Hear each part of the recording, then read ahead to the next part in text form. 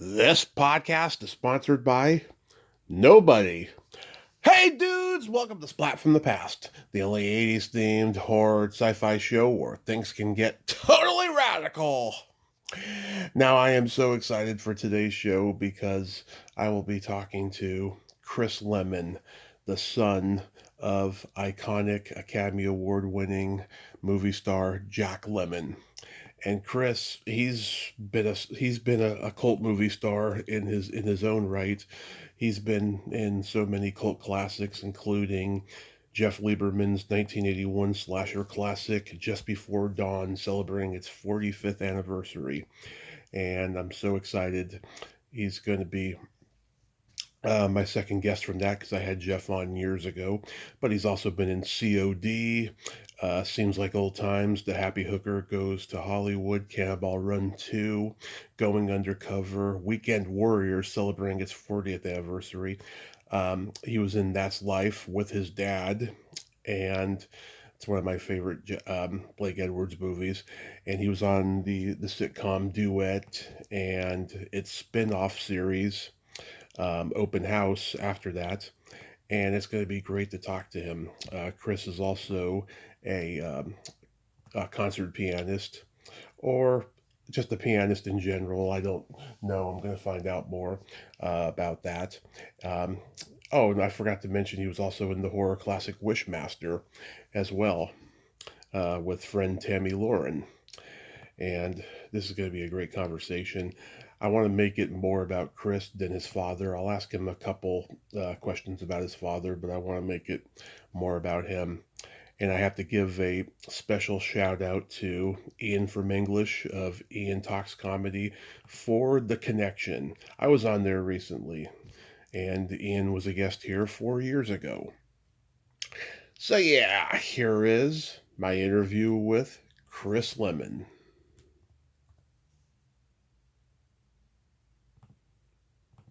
Hey, Chris, welcome to the show. How are you today? Hiya, Tommy. How are you? I am thrilled to be talking to you. I can't tell you what an honor this is. I've been a fan of both you and your dad forever, and I'm so glad Ian could connect us. Thank you so much for coming on today. Well, isn't that a nice thing to say? Thank you for having me. My pleasure. So going back in time, I know that you've been a pianist your whole life. What age did that start?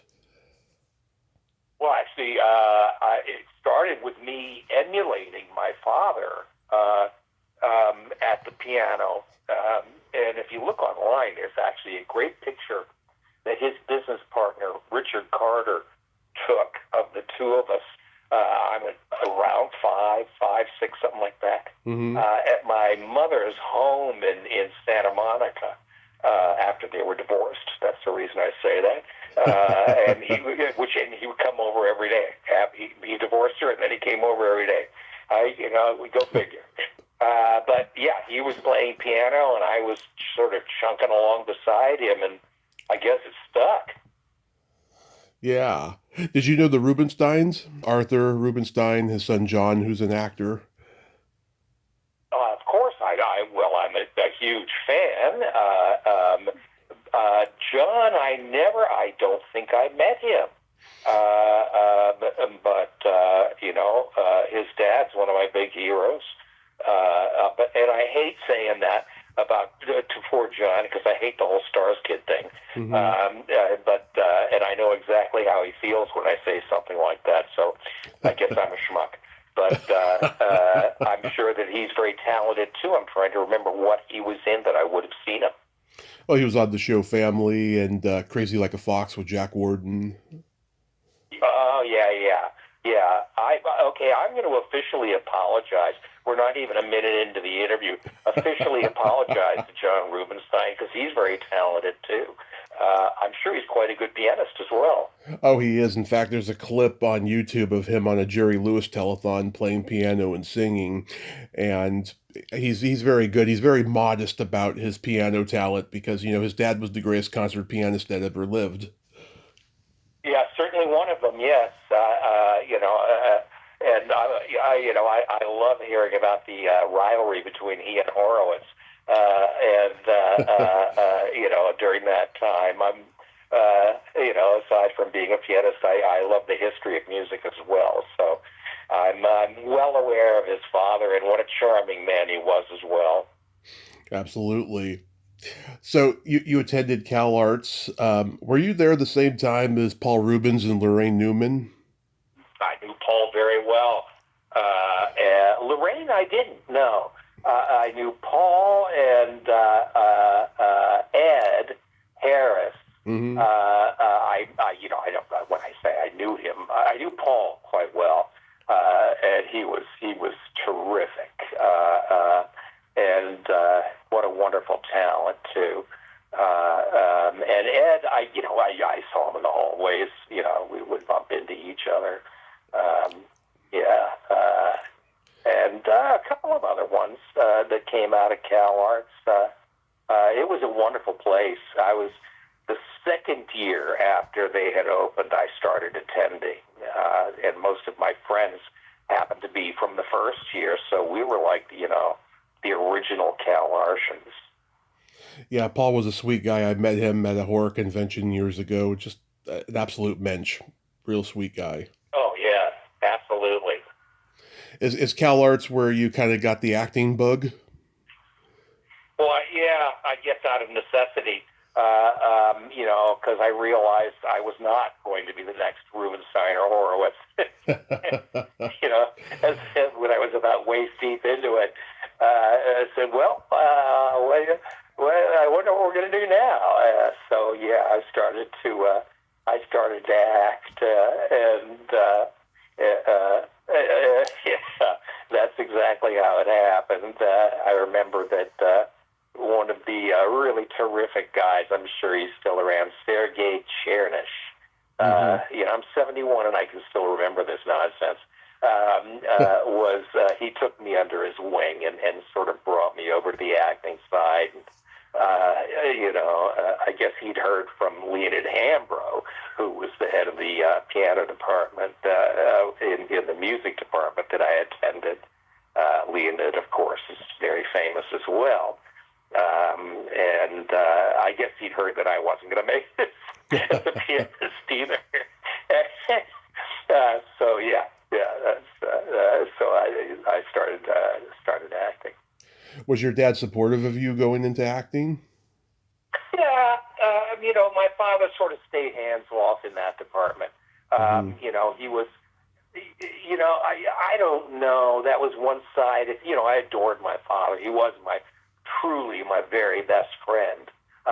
But, as far as the whole, giving advice and being stentorian and all that, he wasn't really into that. And that was okay. That's fine. We based our relationship on the fact that, I adored him as my father, but he was truly my very best friend, and that's the way we hung. And I did it on my own. Yeah, sometimes it's better that way. Otherwise, it could be disastrous. If you get things with the nepotism thing. I think that's what he was worried about to some extent. In every other business, you're a chip off the old block. In this business, it's nepotism. So, go figure. Did you study improv with Harvey Lembeck? I did, for many years. Yeah, I have a couple of friends who were in his class. Carolina White, who's Jesse White's daughter. Laurie Jacobson. Yeah, I was there when, all the heavy hitters were in there. It was really an amazing place. Robin was there, God bless his soul. John Ritter. Roquette and I were in class together, and for God's sake, from Sex and the City. Sarah Jessica Parker? No, the other. Kim Cattrall. I'm old and senile. You be Kim Cattrall? Yeah. Yeah. John Ritter and Penny Marshall, they were in that class. John, I knew really well, It kills me to say I knew these people. John was one of the nicest guys you would ever meet. Penny, I knew, she was just a doll. Cindy was in there too. Yeah, you're reminding me of all. It was just wonderful, and Harvey would sit in the back and get up there, be funny. I can remember hear him screaming during scenes. I'll hit you from here. And then we'd all go to the Ginger Man, which is Carol O'Connor's joint in Beverly Hills, and have drinks and talk about what we'd done and learn as much as we did in the class, sitting over a beer at the Ginger Man. So it was just those were marvelous years. It was a marvelous experience. And that was just, I hear Helene is still going with the class, Bill Hudnut, all those guys, just terrific stuff. Terrific. Yeah. And some of the scenes, let me tell you, you would, there's no way to recreate them by telling about them, but you would fall over laughing at these scenes, when, Robin would get up there and these guys, it was just insane. Yeah. It was that good that you just, you would go blind with laughter. Yeah. You were in a West Coast production of Barefoot in the Park, directed by Jerry Paris. I think he was a underrated genius of comedy, and I got to interview his daughter years ago. What was he like to work with? Julie. Yeah. Julie's what a doll she is. Jerry was insane. He would stop people on the street and go into an improv. He was wild, and he was so good on Dick Van Dyke and on all those others. Wasn't he in Dick Van Dyke? Yeah, Dick Van Dyke Show. Yeah. It was all of those people from that ilk were so incredibly talented and so quick on their feet.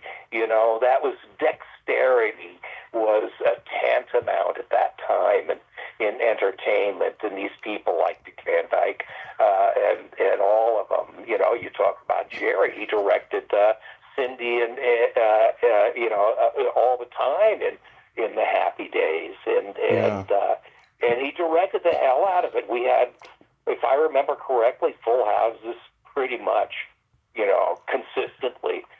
And Marion, what a pleasure. She played the mom in Barefoot, opposite with Velasco, if you know the play. Yeah. And Julie and I played Corey and Paul. And I remember one night we were in not rehearsals, we were in previews at the Libero Theater in Santa Barbara. What a wonderful place. I was wearing all this, middle of winter New York stuff, so I'm schwitzing all over the place, and I finally just, can I tell the story like this? My underwear, of course, just of course, crawling up my crack. Of course, you can tell the story. And Jerry insisted that I wear boxer underwear. There's no briefs going on, and to be in character. And no, I'm kidding. But I did wear boxer underwear. I always have. For as long as I wore underwear. Anyway, I digress. You kept crawling up there, and I finally said, "That's it. I'm getting rid of this. I'm getting rid of these underwear. I can't take it anymore." So I went. What do they call it? Commando. And Jerry had directed us when we come in from the Greek restaurant with the mom. The two of Velasco and Corey come prancing in, and I'm supposed to. I think in the script it says he's dragging the mother in because they've been partying so hard. But Jerry wanted me to do a fireman's carry, so I did, and we plunked out on stage, and as we did, my pants, of course, ripped from front to back, leaving it all hanging out there. And so I instantly crossed my legs and turned away from the audience. And then Marion turns to me holding her shoe and her heel, which somehow had broken off, and improvs the line, Paul, look what happened to my shoes. At which point, being a lemon, I just went ahead and spread eagle right in front of her, exposing everything to her. She is a very bawdy gal, Marion. Yeah. And said, "That's nothing, Ma. Look what happened to my pants." And fortunately, that was her exit. So I think she rolled backwards off stage, and I had to do the entire rest of the scene with my nuts hanging out. That's a true story. I've heard similar stories about wardrobe malfunctions like that happening in theater. It could be just really, really scary. Oh yeah, there's nothing like live theater. That's how really basically a little while ago. I'm sure we'll get to this. I got sick and had to stop, but that's how I ended my career, was doing a one-man show that I based on the book that I published a while back when I turned it into a one-hander called Twist of Lemon. And that was my, I did that for about 4 or 5 years, all over the place, everywhere from Sydney, Australia, Australia to New Zealand to something like that, to London, where I did my last performance on stage. There's nothing like stage. Pop loved the stage. He would always go back to it. That's how I ended. Yeah. Well, I never seen this movie, but I have to bring it up because I got to interview the director before he passed away, Tony Mordente, and Just Tell Me You Love Me. Tony passed away? Oh yeah, like maybe a year ago, maybe 2 years ago now. I had no idea. Yeah, he was a great guy. Sweetheart of a guy. Tony produced That's Life, which we did with Blake Edwards, and the whole family. The whole fam family was in it. Jennifer. When Julie and Pop and Oh, I really liked Tony. He was a good guy. I'm sorry, I didn't know. I hadn't heard that. I'm dealing with some crap myself.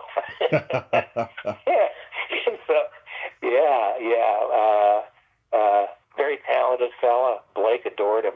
Yeah, a great sense of humor too. Oh yeah. Very funny. Yeah, terrific. Very funny guy. How was the Happy Hooker Goes to Hollywood experience? I had a great time. It wasn't so good for my career, but then most of my movie choices weren't. But hell, what the hell? It was a paycheck, and I was, bopping around with a bunch of naked women, the good-looking ones too. So yeah, it was. I mean, I didn't do anything with them, but I wish I had. No. I was going out with somebody at the time, so I'm a very loyal guy. I've been married 36 years. So, congrats. I'm one of those. Yeah. I don't screw around. Was the real happy hooker on set the one who wrote the book that inspired the movies? I don't know. The honest truth is, it's actually pretty funny. It's not all that horrible. And I adore Martine. She was actually a friend, Martine Beswick, who played the Happy Hooker. She was actually a good friend, before the film. She's a James Bond girl. For the two of us to be able to work together. The director, I forgot his name, very nice guy. It got a little, from what I heard in some of the scenes that I wasn't in, it got a little naughty on the set, and I wasn't there. Adam, what a great guy he is. So, Adam West, who not only starred in that, but also was, of course, Batman. In the TV parody, it was fun. had a great time. And don't forget Phil Silvers was in there, and Oh, even Phil. yeah, Oh, and Richard Deacon. what a piece of work he was. I was actually in a number of scenes with Phil, so we ended up hanging out, and I'm just remembering all this stuff. That was a while ago, Yeah. and he was adorable. He came out of that great school of comedians.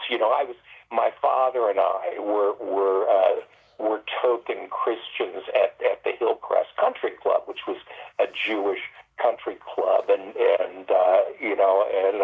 I love the Jews, and all of my Jewish friends in college were all Jewish, and actually there's a number of good stories in the book about that, but that whole school of comedy that came out of vaudeville and really basically started motion pictures back in the 10s and 20s it's just marvelous. I actually taught a class at University of New Haven and spent a couple of classes on that very subject. It's really remarkable, some of the stories that created these great geniuses. George Burns and Milton Berle and Sammy Kahn and Red Buttons and Danny Thomas, even though he wasn't Jewish. Do you know the famous Danny Thomas story? Great story. Which one? Great story. He wanted to be a member at Hillcrest, and he said he went to a friend of his, and he says, yeah, but they don't really take going to them at Hillcrest. And he said, well, just put it in a word for me, will you? God damn it, I want to be a member at Hillcrest. And so some time went by, and he kept bugging his friend and saying, well, did you go to him? Did you tell him? Did you tell him I want to be I'm a big famous TV star here. Come on, I mean, for God's sakes, it's Danny Thomas. What are you doing? And finally, the guy says to him, you can't become a member at Hillcrest. What is it? Oh shit. Because if you because Danny is Lebanese and Christian or Catholic, and but he looks Jewish. Yeah. He said if they're gonna take a goy, they want him to look like a goy. I'm sorry, I screwed that one up. No, I get what you're saying. I get what you're saying. Since you're bringing up all these old comedians, I remember your dad was there the night that Charlie Chaplin got his honorary Oscar. Was he just in awe of Chaplin? Oh yeah, didn't he introduce him? I think he introduced. He presented to him. He introduced the guy that introduced him. Oh well, he got chipped. I forget that guy's name, but well, yeah, of course. Who would not be? Well, the first apartment I ever lived in was built by Charlie Chaplin. The Normandy Towers in Hollywood. Yep, I lived over the drawbridge at the Normandy Towers. How do you like them apples? yeah. But yeah, I mean, who wasn't in awe of Chaplin? He was a wild character, but a genius, innovator. And creator during that exact time I was just talking about. It's the Little Tramp. It's he was one of the greats. He was the cog in the wheel. This is one of the reasons that we're doing what we're doing now. Yeah, who could forget that mustache and that hat? Oh yeah, come on, and the cane. And the splayed feet. The splayed feet, the only person on the face of the earth that could do those splayed feet is almost as well as Chaplin was my father. Yeah. He stood like that. It's amazing. I'd look over at him and he just started laughing with his little pot belly, and that inimitable sideways grin on his face, and little feet all splayed out like a ballet dancer. Yeah. Knock-kneed. Who wouldn't love him? Who couldn't love this guy? Yeah. You were in one of my favorite Neil Simon movies, Seems Like Old Times. Well, don't blink. But with With Goldie like and old Chevy. times. Yeah. With Goldie, and what a lovely gal. She's the real deal. She's just wonderful. Hmm. Aside from the huge talent, I did another film with her. Swing Shift. Like yeah, Yeah. a couple years later, and I watched her and Kurt fall in love during that. Demi was directing, and it was Hmm. taking forever to set up the ballroom scene, and we were all sitting at the table, and for like a week, and Goldie and Kurt just kept moving closer and closer to each other. The chairs, they were nowhere to be found. I hope I'm not out of line telling that story. And they're still together now. It's just wonderful. But anyway, Swing Shift, yeah. But she went in Swing Shift. I'm sitting in the makeup trailer, and there she is. Hmm. And she stops after a while and goes, "Wait a minute, don't I know you?" To me, I was in. It seems like old times for like I said, a blink of an eye. Yeah. And I said, "Yeah, we worked together. I know you. We worked together on Seems Like Old Times. This is 2 years ago, and your name's Chris." Hmm. And I just thought, that's a real person. That would do that. She doesn't know who the hell I am. Yeah. And she remembered. Maybe she was attracted to me. Who knows? Yeah. I heard Tom Hanks does that too. Like he remembers people's He names. had Like, the hots for me, And yeah. then Kurt had to show up and ruin everything. I don't know, but yeah, that's so cool. And working with Jonathan Demme, that's got to be a huge career highlight for you. I mean, wow, yeah, what a talent, a huge talent, and I mean, what can I say? Like I said, he got everything. It's a hell of a movie, I think. Yeah. It's a hell of an idea, and beautifully written, and beautifully executed. I was so pleased to have 3 lines in it. So, altogether, in my entire career, I can say that I worked with Goldie Hawn twice, and in both of those times, I was able to say 3 lines. So, Yeah. My favorite part is when Belinda Carlisle is singing the cabaret. yeah, I barely remember the film, to be honest with you. But Hmm. yeah, I think that was in the ballroom scene. Maybe, I'm not sure. I think so. Yeah, it's been a while since I've seen it, but I remember she was in there. You're my third guest from C.O.D. I've got to tell you, that was a good film too. Yeah. I mean, there was hits galore, but it was still it wasn't. It turned out to be just a fun little romp. I got nothing bad to say about that film. I was Hmm. fortunate. I did about 19,000 pieces of shit, in all these little films that I did. But there was like 2 or 3 of them that were not bad. Lena's Holiday is one. Nobody knows about that film. A fellow named Michael Koish wrote it and directed it. Felicity Waterman and I started it. Hmm. And terrific little film. Who the hell knows about Lena's Holiday? Nobody. But it was not a bad little film. So Yeah. what can I tell you? I have to say though, in C.O.D. and in Going Undercover, you emulate a lot of your father's comedic chops. Like I could see your father doing these roles like when he was younger, just the way you exude a lot of his annoyance and anger that he showed on screen. What can I tell you? The lemon doesn't fall far from the tree. Yeah. I am most definitely, aside from being a few inches taller, I am definitely my father's son.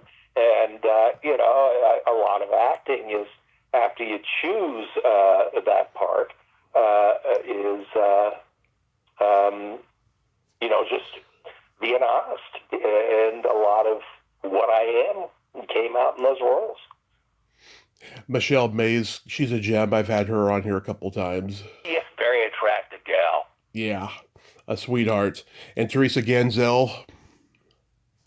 Oh, Teresa's the best. Yeah, she's Yeah, very funny, and her beauty's yeah. timeless. No, Teresa was in Lembeck's class too. Yeah, she's a very talented gal. Um, yeah, it's she's a hoot too. I'll tell you what a the sense of humor and personality she's got. I remember in C.O.D. at one point she had to get naked, and Hmm. she said, "Can you do me a favor? Just stand in front of me so nobody sees." Yeah. Um, and so I did. And then I asked her out. She said no. Oh, that's hilarious. That's hilarious. Yeah, no, she's a sweetheart. I adore her. I also love Just Before Dawn. I talked to Jeff Lieberman years ago. What a character he is. Lieberman's a hoot. He's still a good buddy. Hmm. We talk, every couple months, and you can't get him off the phone. Yeah. He will not stop talking, and telling stories. And I had we had so much. That's another little film that was not bad. That was a damn good film. Yeah. Just Before Dawn. Who the hell? Where's just? Actually, I shouldn't say that because it did quite well. And Lieberman will kill me if I don't say that. Yeah, he's terrific. We had a ball doing it. Everybody got along great. That doesn't happen very often in films. Yeah. And I still speak with the Leaves. He's a good man, talented fella, and there you go. I think it was Ralph Seymour's first movie. Um, It was Ralphie Seymour. I haven't spoken to him since then. How's he doing? I found him on Facebook years ago, and I've sent him DMs to come on the show and stuff, but I don't think he's even read them. I don't know what he's doing nowadays, but I know he's not acting anymore. Right.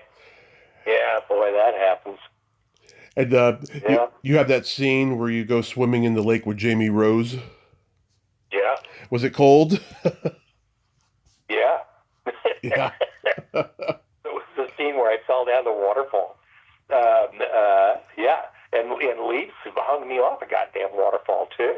And I'm like such an idiot. Like when I was doing Thunder in Paradise with Hulk Hulk. Hogan, Yeah. Terry. I would do all my own stunts, and I'm amazed that I have lived through what I've lived through. It's astounding. But yes, we shot that up in the Silver Lake National Forest in Oregon. Yeah. And it was the middle of summer, and it was cold. It was still cold. A beautiful, beautiful place. And yes, all those scenes where you saw water flowing, you bet that I was in it. What can I tell you? And poor Jamie, she had to get in there, Hmm. naked. Now that we're doing this interview, I realize that I've been around a lot of very attractive naked women Yeah. through the course of my career, and I'm very grateful for that. I just want to say that. I want to get that on the record. Thank you to the powers that be for that. Yeah. Yeah. George Kennedy, of course, is in there. He knew your dad, right? Oh, what a great guy. Yeah. And another guy with, you wouldn't know it except for, airplane. But what a great sense of humor George had. Yeah. And he was actually, so wonderful in the film that my father produced, Cool Hand Luke. That's right. Your dad did produce Cool Hand Luke. I forgot that. He did, yes. They wanted him to play the part. He said, no, I'm not right for it, but I know who is, and if we can get him, I'm producing. Hmm. And sure enough, they got him. And he got nominated for Best Actor. And you know that I am talking about Paul Newman. Yep. So, pretty interesting story. Yeah, I talked to Lou Antonio a few years ago. He played one of the inmates, and he personally didn't think George was right for the role. He thought that George couldn't act. He said he was a great guy, but he just, for his own personal taste, he didn't think George was a particularly good George actor. kicked the shit out of it, in my Yeah. opinion. Oh, I agree. I'm just saying Lou Antonio thought that, and I thought that was interesting. I Well, can't. you tell Lou that he can go fuck himself. Yeah. That's what my father would say. My father's what you know. That was my father's way of saying, I love you. Go fuck yourself. It's funny. You pretty much play two characters in this movie, because then you play the dead body that looks like you. I have to say, Yeah. you were Bernie before Weekend at Bernie's when you got those sunglasses on. Yes. Yes. That was me, except for the one where they're doing the scene and you see me fall down the waterfall. That wasn't, you see me, my body go. It's just a blink of the eye thing, and Jeff did it brilliantly because it's very scary.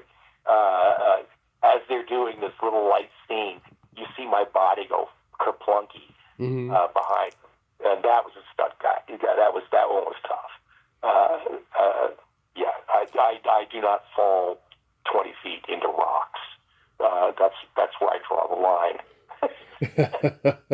This is probably the only horror movie in history where the final girl puts her whole fist in the killer's mouth.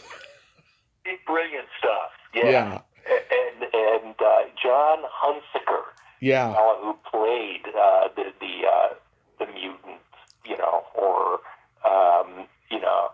was sweet. Of course, yeah. he was like Jason, and he was the sweetest guy you'd ever meet. All 6'10", 700 pounds of him.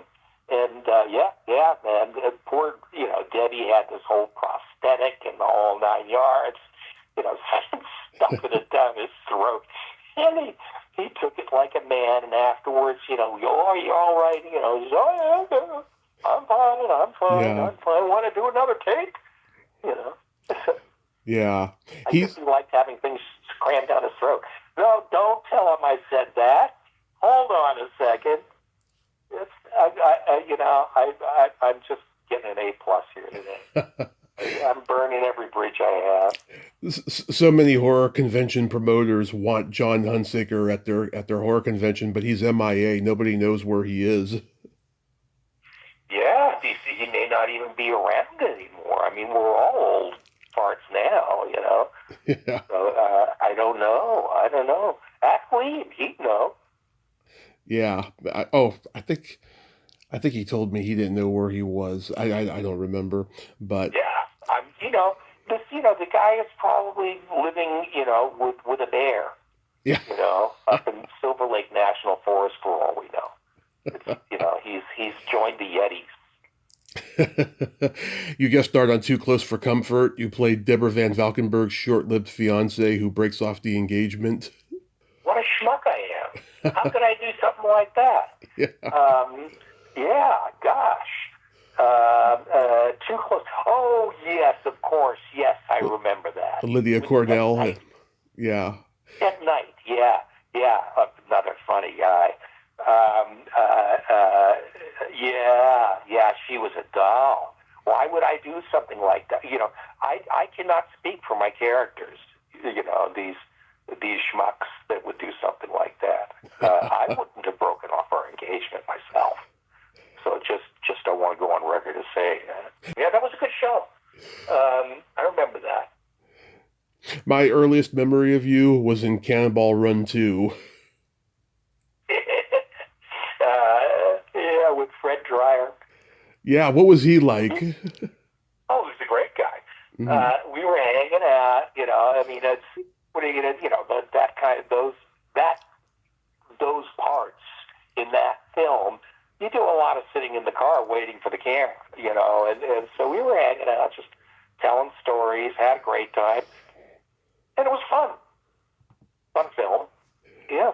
Yeah, you guys get rammed off the road, and you're like filling out the accident report, and he's like, "What are you doing?" He's like, "I'm filling out the accident report," and then he gives you this look like, "You snitch."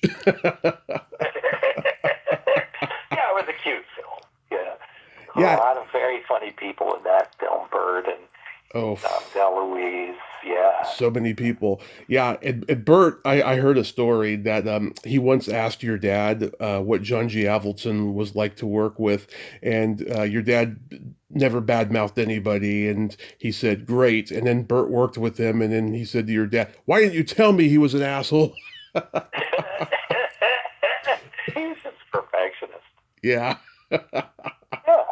Yeah. That's a, I didn't know him, and I didn't ever work with him. But by looking at his work, I would say that, yeah. when I was like 9, I used to watch Weekend Warriors on USA Up All Night, and I talked to Bruce Belland a few years ago. I don't know if he's proud of this movie in hindsight, but it's a funny movie. How was that experience?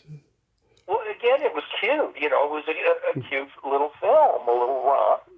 Bert Convy was terrific. Lloyd Bridges is one of the greatest guys, aside from being a megastar.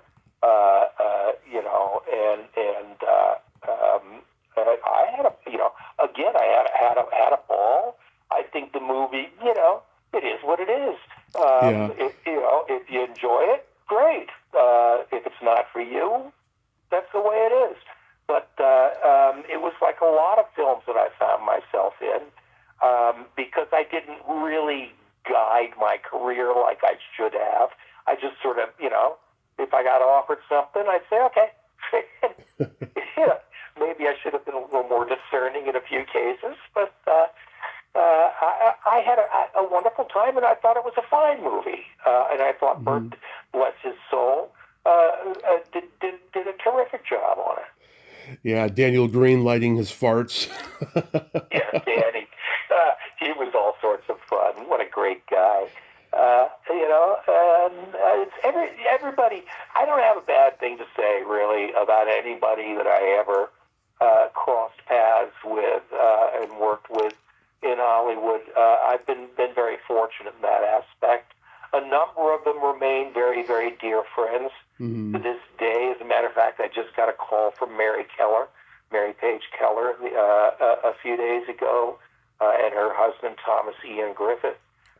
If I don't call him Thomas Ian Griffith, then he'll beat me up. He was the guy who played the bad guy in Karate Kid. Oh, yeah, he's great. Quicksilver. Yeah, he's great. Yeah. He's 6'5", triple black belt. But I'm a black belt, too, so I'm no pushover. Mary and Tom gave us a call, and we still stay in touch all the time. I adore them.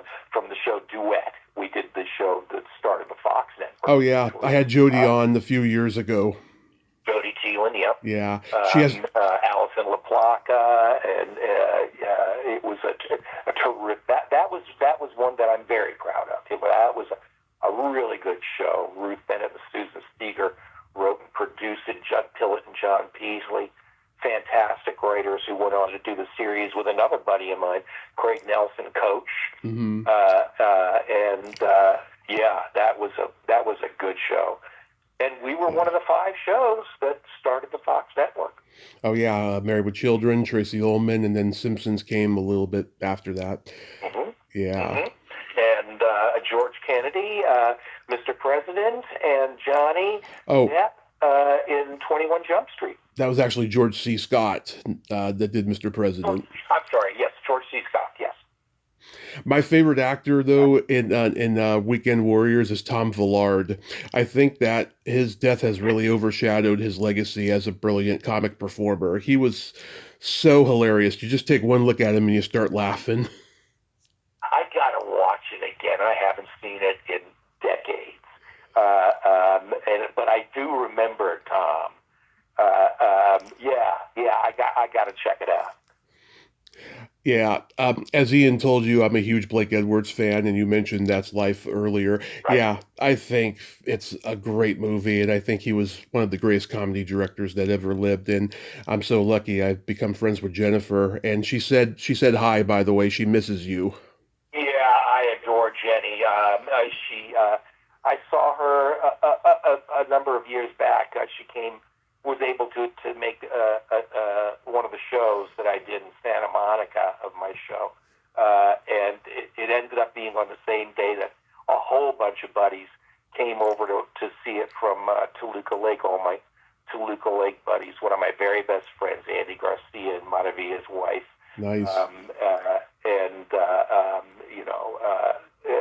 the whole crew from over there, and we all had a chance to go out to dinner together, and it was just a wonderful evening. So next time you speak to her, give her a huge hug for me. I adore Jenny. I will. And she, of course, was in That's Life, along with Emma and Julie and Sally Kellerman. And Sally Kellerman and Robert Loggia. It was a hell of a film. I love that scene when your stepmom Felicia Farr is playing the fortune teller and she gives a foot reading to your dad. She's really ends up sucking his toes. Yeah. Very, very, very funny scene. Very funny. Terrific. It's really good stuff. There was no script for that. That was all improvised. Yeah, I know, because Blake did that movie with Peter Sellers, The Party, and that movie was like almost all improvised. Right. Yeah. Yeah. Yeah. That's again, that's you get that was I don't you got to be quick on your toes. If you're gonna do stuff like stand on stage in Harvey's class, or you get in front of a director like Blake Edwards, and I think that I've been really blessed to be in situations like that, and boy, I sure did have a good time. God bless the memories, baby. You're probably not going to remember this. You and Jennifer went on Skippy Lowe's show to promote the movie. Yeah, I remember that.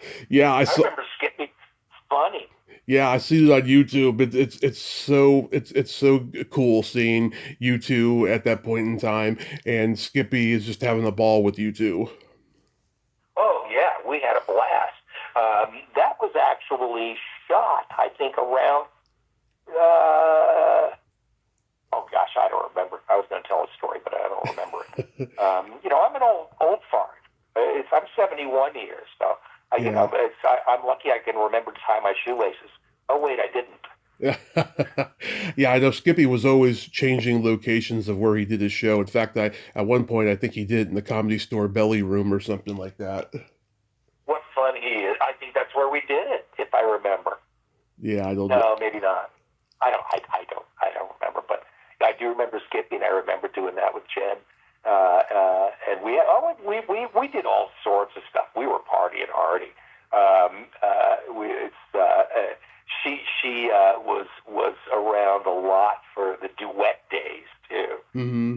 She would hang with us during those days, and that was shooting that show, because that was back when you'd shoot in front of a live audience, sitcom style, and we'd shoot every Friday night and sometimes on Tuesday, but we'd shoot every Friday night and then go out and party after. God, what fun that was. Well, one more movie I wanted to bring up, Wishmaster. Yeah, that was not a bad film. Andy Divoff. Yes, yeah. Divoff. He was scary as hell in that part. Yeah. And that was a pretty good film. It did very well. They made a fortune off of that. I forgot. Wes Craven ended up producing. He bought that film, if I'm not incorrect. Yes, he did produce it. Yeah. Yeah. It wasn't bad. It was a pretty good film. Yeah, and scary. And Tammy is a friend. She's great. Yes, I remember Tammy. Sure. She was Remind me of all these wonderful memories. Thank you. She was the queen of the failed TV series. She did so many sitcoms that only lasted 10 episodes back in the day. She loves it. Oh yeah, absolutely. And you had a scene with the very funny John Biner. I've talked to him.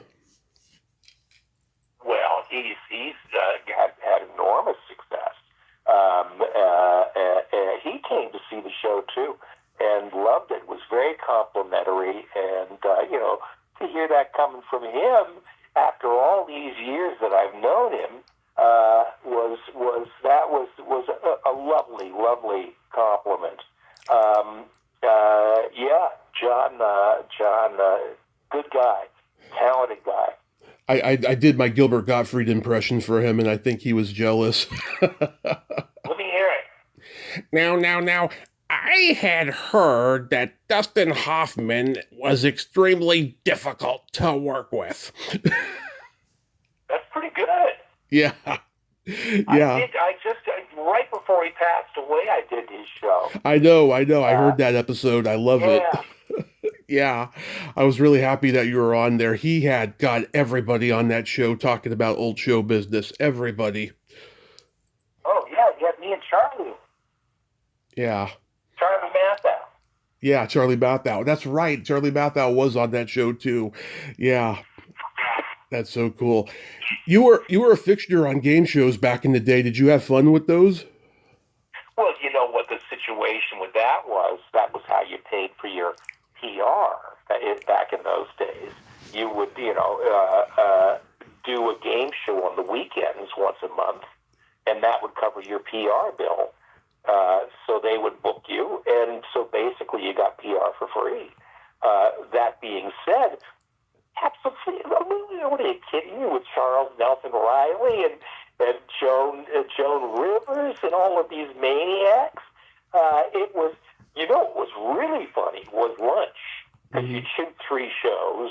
Sometimes you'd shoot 3 shows on a Saturday, 2 shows on a Sunday, but sometimes you'd do all 5 of them in the same day, and you'd have lunch in between 3 and 4. And, the antics that went on at lunch with, as I said, those maniacs in the room, it was insane. It was, yes is the short answer to that. I had a ball doing them. Yeah. But that's what everybody did back then. We would, your PR person was supposed to get you once a month a game show, and that paid the PR bill. Yeah, you did the Pyramid shows, the Hollywood Squares. Was Peter Marshall still hosting? Yep. Yeah, that's so cool. Yeah, I did a few of them. Whose Line Is... No, I didn't do that. I did a bunch of them. But, they were a hoot. Yeah, when I watched them on YouTube now, I forgot just how bawdy and risque the humor on those shows was. I'm like, you don't see that anymore. Game shows have become really boring now. I don't want to say anything negative. My mother once taught me a very important lesson. If you got nothing good to say, don't say anything. But a lot of the entertainment back then was precious. Yeah. It was really special, and it was more genuine. Everything's homogenized these days, Yeah. in my opinion. But then again, I'm a jaded old fuck. So who knows? That's just my opinion.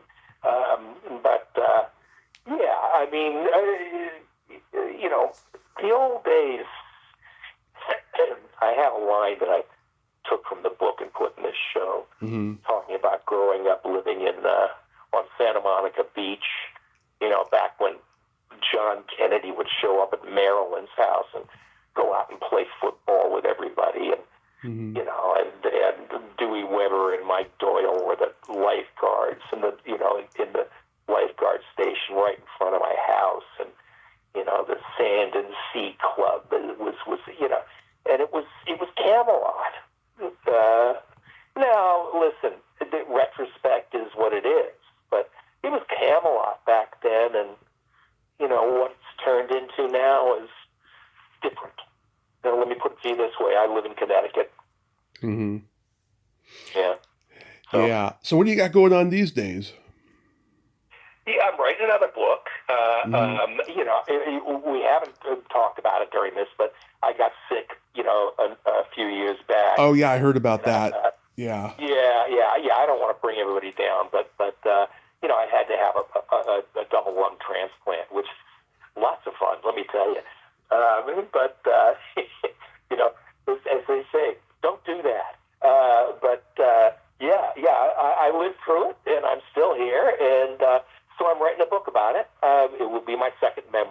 Nice. And it's coming along very nicely. I'm having a good time with it, and I've got a magnificent place I live in, an incredible family, the best wife on the face of the earth. And if I don't say that, she hits me. There's abuse going on. I got to tell you, I'm an elder abuse is going on here. She's Italian. I'm joking. I got 3 kids. I got a brand new grandson, Benny. Congrats. Benny Lemmon. Sweet. And he's the greatest. Mm-hmm. Life is very good. See, I start talking about my lung transplant, and I get all choked up. It's all good. And it's also very true, the old adage, life is what you make it. I've chosen to live, and I've had some tough hands been dealt to me, but I've had some wonderful memories and wonderful people around me, and I thank God for every second, and I wish everyone on this planet only the best in this universe, only the best, and I wear a smile on my face every day. That is so wonderful. It's a positive attitude to have. I mean, your dad definitely had that attitude, and it rubbed off, and I'm so glad. One thing I said about him, and that my sister Courtney says about him too, often, is that he raised the bar wherever he went. And if there's one quality of his that if I could emulate, that would be it.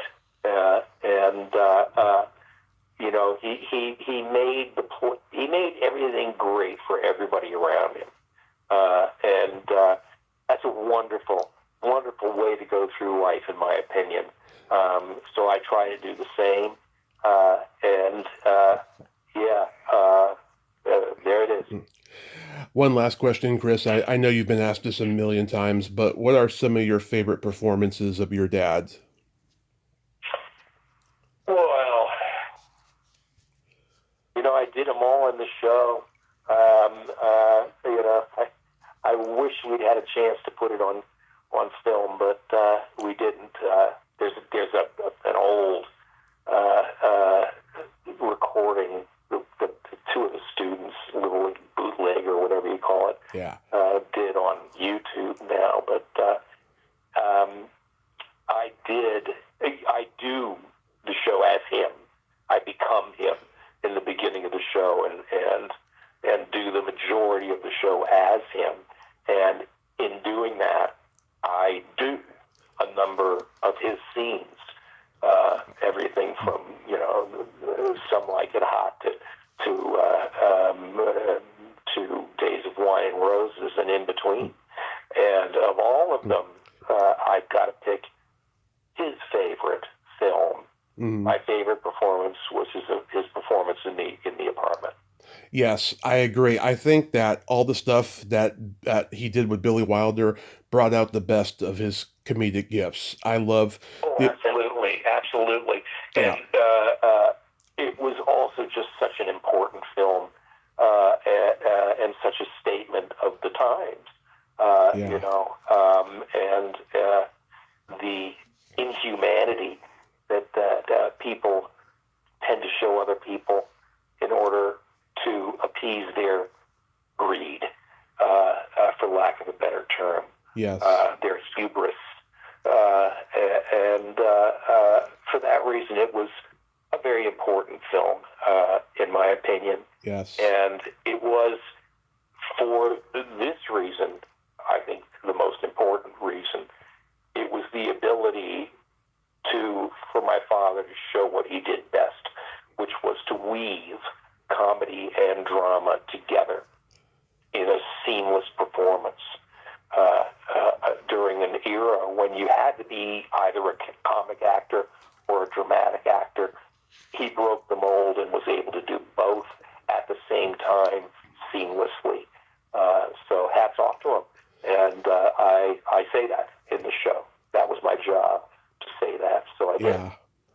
Shirley was such a cutie patootie in that movie, and Fred McMurray was such a scumbag. It's just a Oh brilliant man, movie. yeah, big talent, just Yeah. huge talent. A lot of people don't like Buddy Buddy, but that's my favorite of all the movies he did with Mathau. And I just love that scene where they're running from the cops and Mathau puts on the priest collar and your dad's like, "Oh, Christ." Wait, which film was it? And Buddy Buddy. Oh, it's Buddy Buddy. Yeah, well, that's the famous story of Walter broke his collarbone doing Yeah. a stunt on Buddy Buddy, and it Yeah. was bad. And my father rushes over and folds up his jacket, puts it underneath his head, and looks down at Walter. He says, "Walter, are you comfortable?" Walter looks up and says, "I make a living." Yeah. My grandmother, who was a strict Italian Catholic, she thought that line was hilarious when your dad's like, "Oh, It's a fun oh line. Christ." Yeah, It's a funny line. I've got to get your grandmother together with Gina, my wife. she passed away in 2002. Well, maybe I don't have to get them together right away.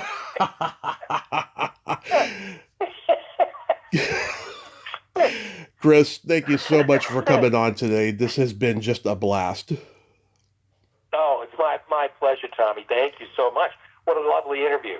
Oh, thank you, and I'm so glad that you're writing the next book, and I hope it's very successful for you, and I hope Thank you so much. you stay healthy, and God bless you and the rest of the family, and be safe. All right, buddy. And the very same to you, and thanks so much for having me on. Thank you, sir. Bye-bye. All right. Bye-bye. Well, there you have it. Chris Lemmon, ain't he a cool dude? Oh my God, what a character. He is so much like his dad in so many ways, but also he's come into his own, and I'm so glad we had that talk today. That made me laugh out loud when he said that Teresa turned him down for a date. That was hilarious. And I can just imagine her doing it too in such a sweet way because she's such a sweet person. Well, until next time, this is Tommy Throwback Kovac saying there's no shame in living in the past because the present sucks. Liar, dudes.